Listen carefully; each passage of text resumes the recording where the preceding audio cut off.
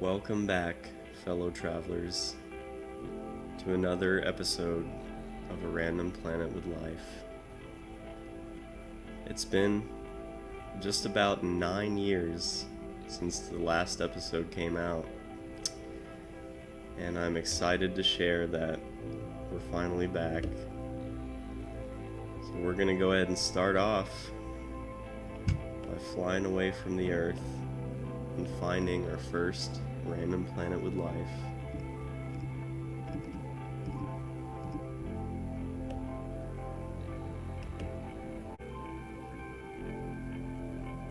We're gonna start from Earth and find a location nearby to search. And I'm a little bit interested in this nice little nebula over here.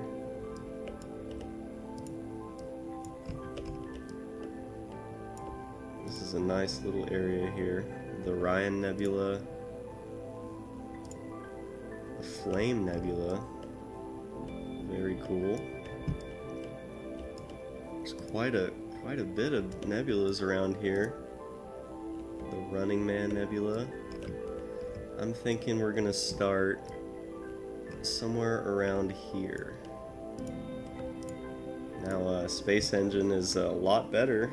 It's been improved a lot since we last checked it.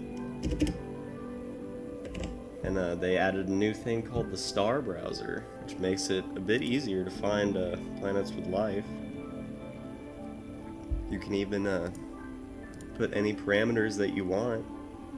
And I think for this first one, we're going to go ahead and go with just one star. We'll set organic life to anything, unicellular or multicellular. And I want to try and aim for a Terra, of course, so they tend to look the best. So once you put it in search, it searches. You can put a little radius. Of course, you can make it bigger or smaller, but it takes longer to load. But let's take a look at this first one here.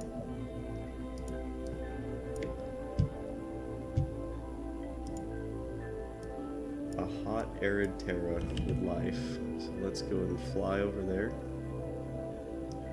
Take a little look at this bad boy.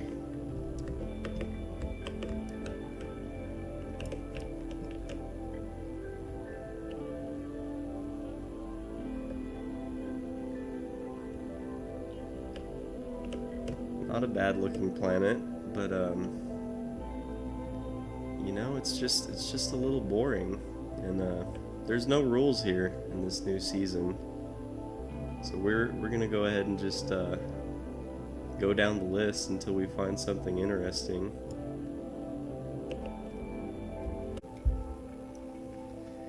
Alright, so I think what I'm gonna do here is I'm gonna basically search using the 25 light years, and I'll check every one in the list, and I'll pick the most interesting one. That way we can have a pretty nice looking planet each time. So I checked them all, and it happened to be this last one that I found to be looking the most unique, most nice. So I think we're gonna go with this one here. Very green looking planet with some nice mountain features. Very nice color on the atmosphere. So let's take a closer look. This planet happens to have a very dense atmosphere at about 4.3 times the density of Earth. And due to this thick atmosphere, the greenhouse effects are immense, putting the surface temperature hovering around 400 Fahrenheit.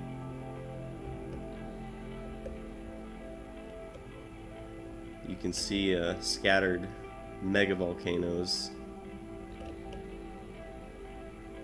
on the surface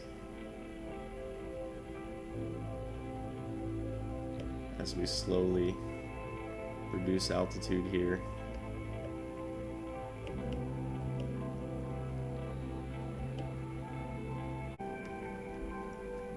as you can see, now that we're at the surface, you can see how the atmosphere has a eerie green blue kind of hue to it. This must be due to how thick the atmosphere is, and I checked the atmosphere because now SpaceEngine tells you all the elements in the atmosphere. It's primarily composed of nitrogen with about 9% oxygen.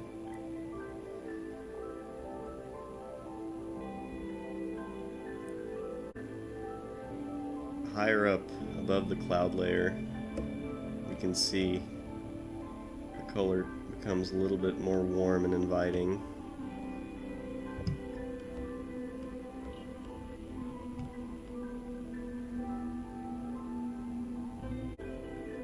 This planet is very volcanically active.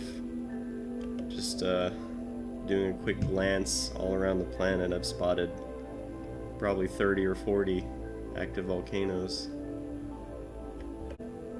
I can't seem to find any large bodies of water on this planet, but we do see what looks like the remains of an ancient river, deep scars on the planet's surface.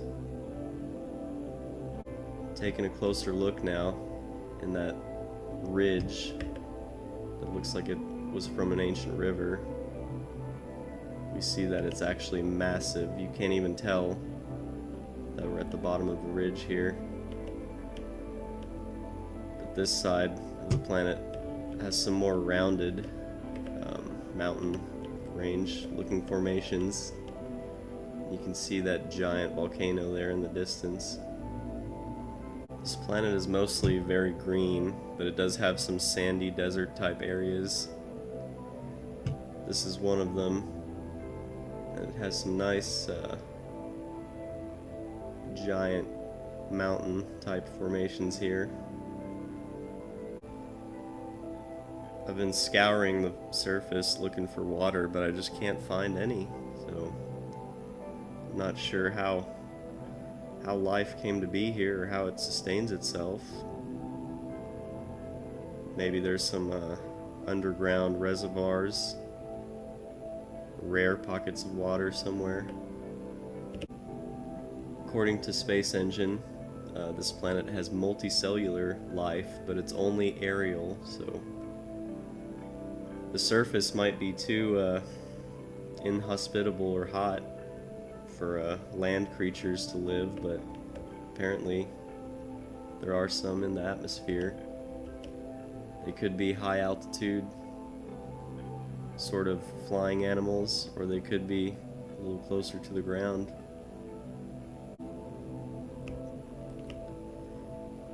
We're in another one of those deep valleys. I found some more nice mountainous rounded formations. Overall, not a bad looking planet, but I do feel like it looks better from space. There wasn't a whole lot to see on the ground. The only thing noteworthy was how many volcanoes there are. And for a final rating, I'll give this planet a 6.8 out of 10. Thanks for coming back, guys, and following along, and we'll see you guys next time.